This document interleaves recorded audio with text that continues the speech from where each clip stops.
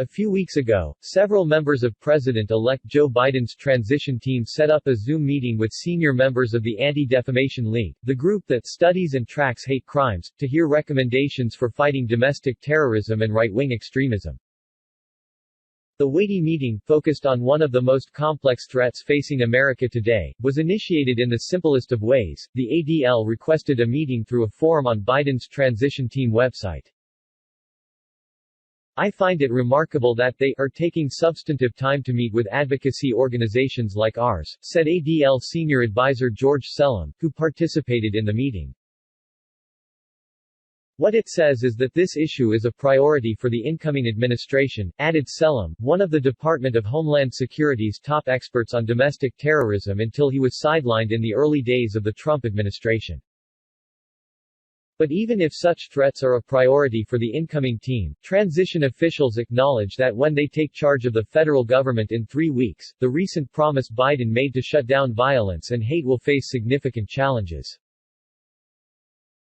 In particular, Biden and his team will be taking office as anti-government militias, neo-Nazi organizations, and far-right groups like the Proud Boys continue to re-energize, thanks in large part to social media and President Donald Trump, who they believe has been willing to indulge some of their even more outrageous behavior, one transition official said. What's more, according to the official, radical groups are now increasingly animated by Trump's baseless claims of a stolen presidential election and wild theories about government efforts to stop the COVID-19 pandemic. This new sense of grievance that they're promoting among themselves combines into something that can be very dangerous, the transition official warned, pointing to the recently disclosed plot by more than a dozen militia members in Michigan to allegedly kidnap their state's Democratic governor, Gretchen Whitmer, storm the state capitol with explosives and execute government officials if necessary. Just last week, on Christmas Day, a 63-year-old man in Nashville, Tennessee, detonated a vehicle-borne bomb outside of an AT&T building downtown, killing himself, injuring 3 others, and leveling at least one building.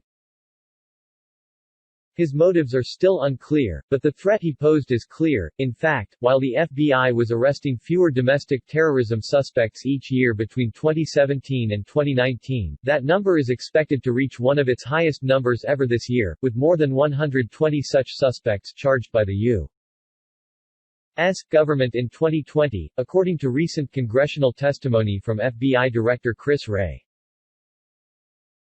And the FBI currently has more than 1,000 domestic terrorism investigations underway across the country, Wray said in September. Earlier this year, the FBI warned in an intelligence bulletin that 2019 was the nation's most lethal year for domestic terrorism attacks since the Oklahoma City bombing in 1995. In 2019, domestic terrorists were responsible for at least 31 deaths, 21 of which were linked to white supremacists, the bulletin said. Hate didn't start with President Trump, but like an antenna, he amplified the signal dramatically and created a climate in which conspiracies became commonplace, ADL chief Jonathan Greenblatt, who also participated in the recent Zoom meeting with transition officials, told ABC News. But can a Biden administration actually make a difference? What can the federal government realistically do about the growing threat? We need to see a change in tone. For Greenblatt, the first thing that's needed is a change in tone, including a consistent condemnation of hate and bigotry. That then sends signals to other elected officials in both parties about what's in bounds, and what's out of bounds, he said. The Trump administration failed at this in several crucial moments, he said. Several others who spoke with ABC News agreed, calling Trump's comments in 2017 after the Unite the Right rally in Charlottesville, Virginia, a pivotal moment, with the president saying there were very fine people on both sides. When you make people less ashamed to hold and espouse those kinds of views, they come out of the woodwork, and they're more likely to be drawn to it, a former Homeland Security official told ABC News. In a recent address, Biden said he decided to run for president again after witnessing what unfolded in Charlottesville. Neo-Nazis, white supremacists and the KKK coming out of the fields with torches lit, veins bulging, chanting the same anti-Semitic bile heard across Europe in the 1930s, Biden said. It was hate on the march, in the open, in America. In fact, as part of its tone in recent years, the Trump administration has chosen to defy the data on domestic threats by publicly focusing on left-wing radical groups like Antifa, instead of white supremacists and anti-government ideologues that the data show are much more prone to pushing people toward violence, the former Homeland Security official said. The majority of domestic terrorism investigations are focused on racially motivated individuals, and white supremacists are the biggest chunk of that, Wray, the FBI director, told lawmakers in September. A change in tone from the president is not a sign that it's going to stop overnight, but it's certainly not making it worse, Selim said.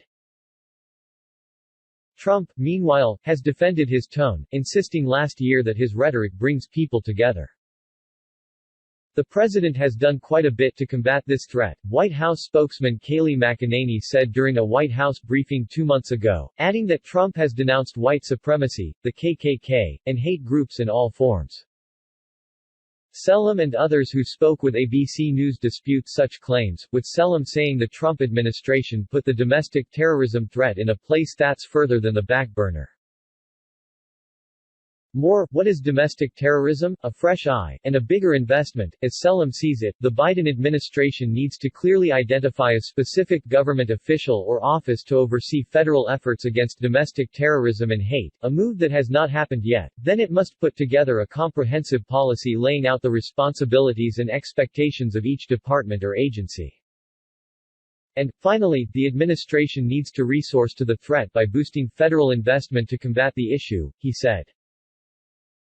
That's not just money for more FBI agents or Homeland Security officers, but also for hiring at such departments as Education and Health and Human Services, so that all the tools of government are brought to bear, from research and analysis, to mental health, social services, economic development, law enforcement and prosecution, and, even Federal Bureau of Prisons rehabilitation, according to Selim. There is a vast entity at the federal level that can and should be tapped to address the severity of the threat that we face today, Selim said. At the same time, Selim and others said that the U.S. government needs to expand its support to state and local authorities, especially in the form of federal grants aimed at boosting homeland security. Potential targets need help fortifying their defenses, training to respond to incidents, violence-prone individuals need to be counseled and redirected, and state and local authorities need better technologies to understand what's happening in their areas, all needs that can be enhanced through federal grants.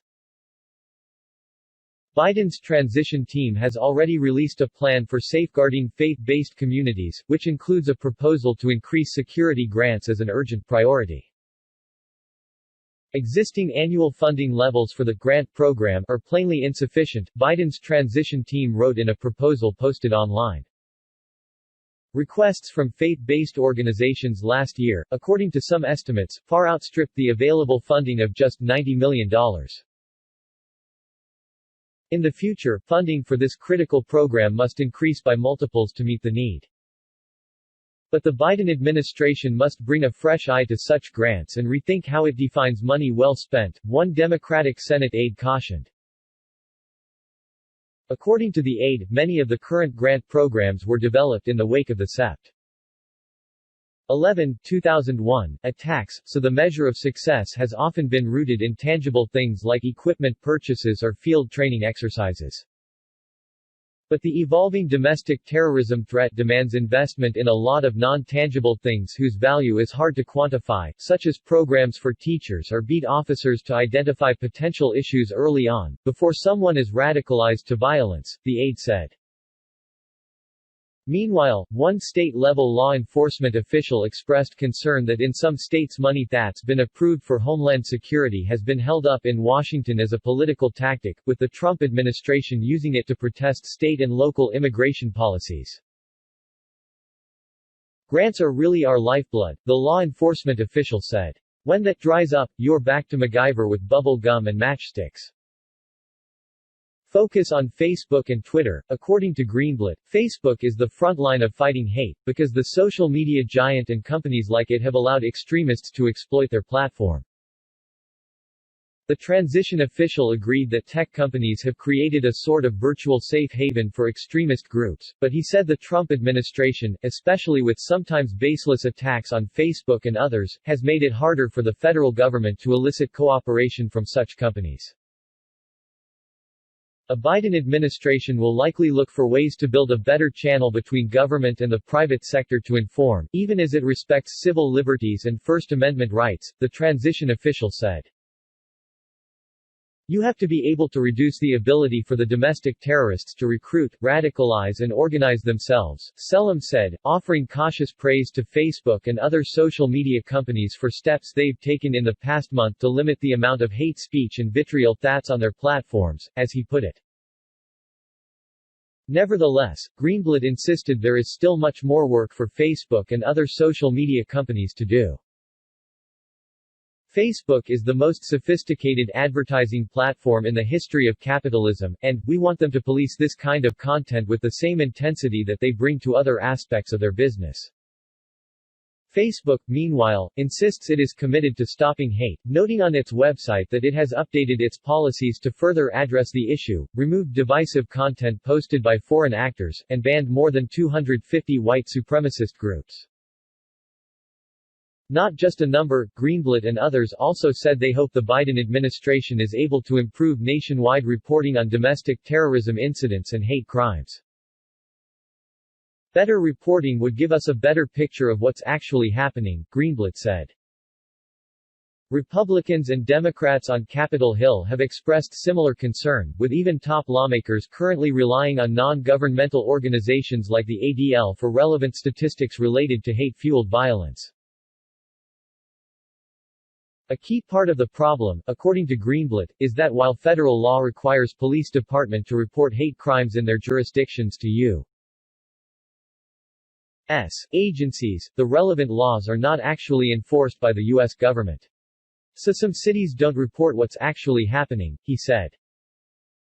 Still, according to the data that the FBI has collected, violent hate crimes against people have reached record levels in recent years, with more than 4,500 such incidents in 2019 alone. Last year, the Republican chairman of the Senate Homeland Security Committee and the committee's top Democrat, Sen.